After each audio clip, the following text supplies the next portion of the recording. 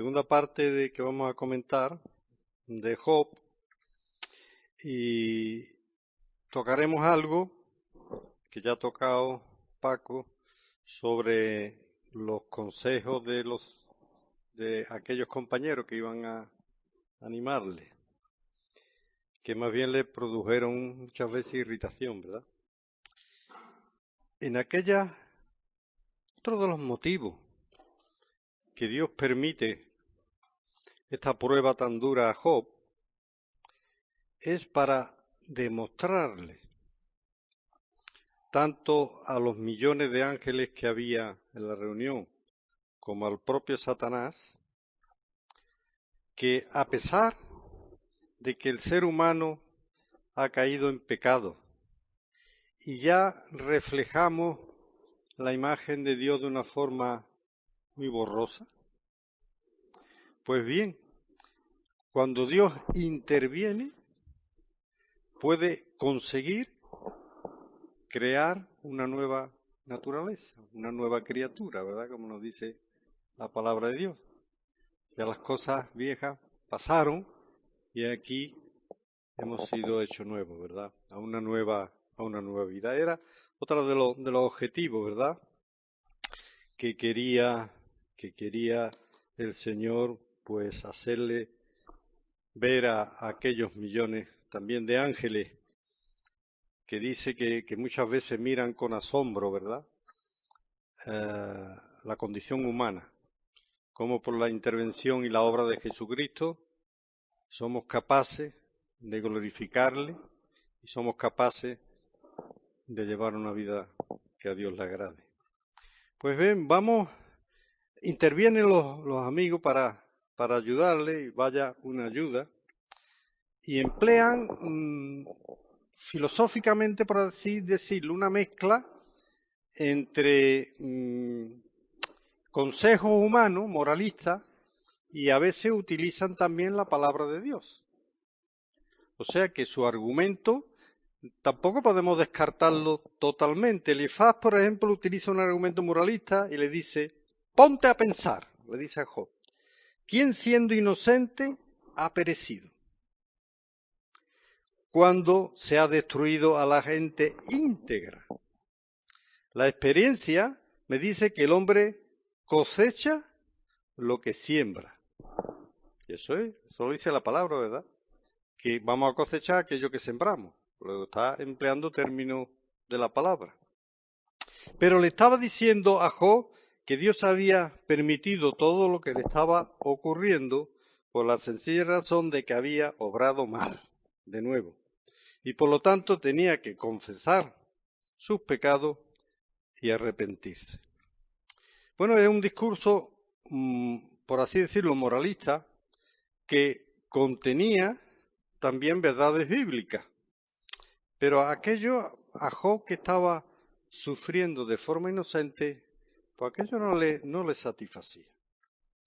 Y bueno, hay otra posibilidad por la que Dios estaba a Job permitiendo aquella prueba. Quizá para despertarle, porque a veces podemos caer en el orgullo de que llevamos una vida de tanta santidad, ¿verdad? Que estamos ya perfectos delante del Señor. También podemos caer en ese orgullo, ¿verdad? De presumir de nuestra vida de santidad. Y muchas veces estamos como ciegos, no vemos la realidad de nuestra vida. Y Elifaz le sigue diciendo a Job, qué feliz es el hombre a quien Dios corrige, y no menosprecie la disciplina del Todopoderoso. De nuevo, palabras bíblicas. No desprecie la disciplina, eso lo dice la palabra, cuando Dios nos corrige. Y no menosprecie la disciplina del Todopoderoso. Pero hay un comentarista que leí del Antiguo Testamento, precisamente del libro de Job, que dice algo importante cuando una persona está en el hoyo. Dice, las palabras verdaderas pueden ser una pobre medicina para un hombre que está en el agujero. O sea, lo que lo que estaban haciendo los amigos es que estaba hundido por todo lo que le había pasado y porque no lo entendía, y encima le iban a pisarlo más, a decirle que tú has pecado, que tiene las consecuencias, etcétera, etcétera. Y entonces, pastoralmente, aquello, ¿verdad?, era muy deficiente, porque el mismo Job, pues, dice también más adelante, vaya el consuelo que me estáis dando, ¿verdad? En fin, sigue Eliefaz haciendo argumentos y le dice lo siguiente: las penas no brotan del suelo, ni los sufrimientos provienen de la tierra. O sea, que el sufrimiento no ocurre de forma natural, solo si vive de forma errónea y tú lo provocas. Hay parte de verdad y parte que no es, que Elifaz no tuvo en cuenta. La palabra de Dios nos dice en Génesis que la tierra fue maldecida por causa del pecado, que la mujer pariría, o sea, tendría los hijos con dolor, que el hombre tendría que sudar con su frente para que la tierra pudiera producirle. Entonces quiere eso decir que a los seres humanos, seamos creyentes o seamos ateos, vamos a tener unas consecuencias porque esta tierra está maldita. ¿O es que quizá los creyentes estamos exentos de enfermedades? ¿O estamos exentos de accidentes? ¿O que se rompa nuestra familia? ¿O que nos quedemos sin trabajo? ¿Verdad que no? Estamos expuestos. Por lo tanto, el argumento que le estaba haciendo Eliefaz era diciéndole, tú tienes lo que te mereces. Porque las cosas no brotan. ¿Cómo que no brotan? Vienen problemas, dificultades. El coronavirus ese que nos tiene a todos tan asustados. ¿Qué pasa? Que a los creyentes no estamos expuestos a eso. ¿No va a haber creyentes en China que puedan padecer eso? Pues igual que los demás, ¿verdad? Por lo tanto, ese argumento que presentaba Elifaz, pues no le convencía. No le convencía a Dios. Después, otro tema es que el enfoque que estaba haciendo Elifaz, pues resulta que iba contra la soberanía de Dios, porque él decía, si yo entiendo que lo que te ocurre es porque moralmente no has actuado bien, te vienen estas consecuencias. No alcanzaba a ver y limitaba la soberanía de Dios a su forma de ver las cosas. Pero es que Dios puede actuar, porque es soberano, y actuar como estaba actuando, permitiendo aquello a pesar de la inocencia de Job, ¿verdad? Por lo tanto, mucho cuidado con limitar la soberanía de Dios. Bueno, pues ahora estos comentarios, no solo de Elifaz, sino de los demás, que son varios capítulos que no vamos a ver, pues irrita a Job, y así en el 6 leemos unos versos del 1 al 7, una respuesta que tiene Job a sus amigos y le dice, que pesasen justamente mi queja y mi tormento, y se alzasen igualmente en balanza, porque pesarían ahora más que la arena del mar. Por eso mis palabras han sido precipitadas. Porque las saetas del Todopoderoso están en mí, cuyo veneno bebe mi espíritu, y terrores de Dios me combaten. ¿Acaso gime el asno montés junto a la hierba? ¿Muge el buey junto a su pasto? ¿Se comerá lo desabrido sin sal? ¿Habrá gusto en la clara del huevo? Las cosas que mi alma no quería tocar son ahora mi alimento. Más o menos lo que él está diciendo es que su situación anímica, pues era por lo que estaba pasando, ¿verdad?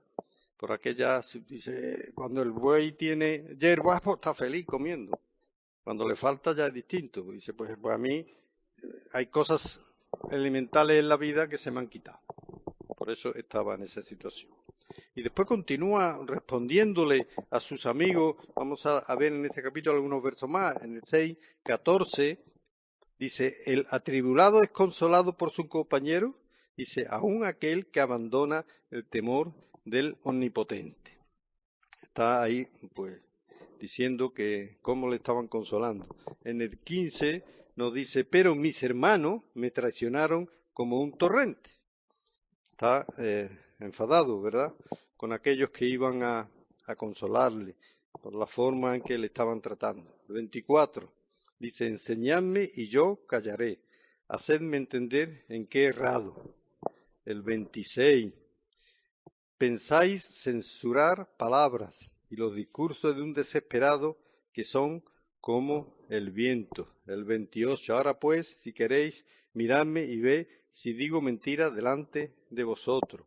Y el 30, hay iniquidad en mi lengua, ¿acaso no puede mi paladar discernir las cosas inicuas? En fin, pues responde, ¿verdad?, con un poco de sarcasmo. En 16.2 dice lo que dije antes, valiente consuelo he recibido de todos vosotros. Pues bien, los capítulos que siguen, pues tienen tremendo, ¿verdad?, discurso de los amigos con de Job y la respuesta de Job, pero Job seguía sin entender, sin ver la luz, hasta el capítulo 38. Vamos a ir al capítulo 38, que ahí, porque aquí el Señor aparece en el capítulo primero, pero ya no aparece más hasta el 38, porque entonces en el 38 es cuando el Señor le va a responder a Job. Y de la forma que le responde, parece ser que los amigos tenían razón, porque le responde fuerte el Señor. Vamos a leer los 7 primeros versos. Dice, entonces respondió Yahvé a Job desde un torbellino. Torbellino era una borrasca de viento, que era precisamente la que había destruido la casa donde estaban los hijos. Luego ya comienza diciendo lo que Dios le va a responder es que viene para destruir a Job, ¿no? Más o menos, cuando leemos esto. Y si, ¿quién es ese que oscurece el consejo? Dice Dios, con palabras sin sabiduría. Ahora ciñe como varón tus lomos. Yo te preguntaré y tú me contestarás. ¿Dónde estabas tú cuando yo fundaba la tierra? Házmelo saber, si tienes inteligencia. ¿Quién ordenó sus medidas, si lo sabes? ¿O quién extendió sobre ella cordel? ¿Sobre qué están fundadas sus bases? ¿O quién puso su piedra angular? Cuando alaban todas las estrellas del alba y se regocijaban todos los hijos de Dios. ¿Quién es este, verdad? Con palabras sin sabiduría. ¿Quién es este? Y parece, ¿verdad?, que Dios pues va a actuar de forma fuerte. Dice ahora, del 8 al 10, lo siguiente. ¿Quién encerró con puertas el mar cuando se derramaba saliéndose de su seno? Cuando puso yo nubes por vestidura suya y por su faja oscuridad. Y establecí todo sobre él, mi decreto, le puse puertas y cerrojos. Ante la queja de Job, Dios lo que le está diciendo que quién es para disputar con su creador, ¿verdad? Es lo que más o menos le va a entender, a dar. Pero aunque parece que Dios va a disciplinar a Job, no lo hace, sino que dialoga con él. O sea que por un lado se manifiesta el Dios poderoso, el Dios justo, el Dios que disciplina, y por otro lado se muestra el Dios de la misericordia, el Dios del amor, porque va a entablar un diálogo con Job para que él pueda al fin tener lo que le faltaba en ese diálogo. En la cruz de Cristo se manifiesta también las dos cosas. La justicia de Dios, que no puede pasar por alto el pecado y la maldad humana, y la misericordia de Dios, ¿verdad? Por eso en ese aspecto también el libro de Job, como se ha dicho, nos habla en ese aspecto de Jesucristo, ¿verdad? Así que le va a decir Dios algo importante. Le va a hacer comprender a Job lo que le faltaba. ¿Qué le faltaba? ¿Qué dice Job al final? Dice, de oída te había oído, pero ahora mis ojos te ven. Porque ahora había tenido un encuentro personal con Dios a través del sufrimiento. ¿Y eso qué quiere decir? Podemos llevar una vida religiosa, ¿verdad? Y asistir a todas las reuniones y hacer obras de caridad y llevar una vida recta. Y a pesar de ello no haber tenido un encuentro con el Señor. Porque Job llevaba una vida, como hemos visto, correcta, recta, tenía un gran nombre, pero dice, de oída te había oído. Dice, pero es que ahora te veo. Y eso es importantísimo, ¿verdad? Y eso solamente Dios lo podía hacer mediante la prueba y el sufrimiento. Porque es mediante la prueba y el sufrimiento muchas veces que Dios utiliza para que tengamos una experiencia más personal con el Señor.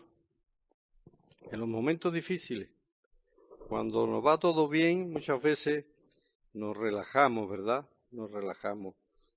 Y entonces Dios, pues, había permitido esto, que el sufrimiento, aquello que había permitido a Satanás, concluyo con lo siguiente.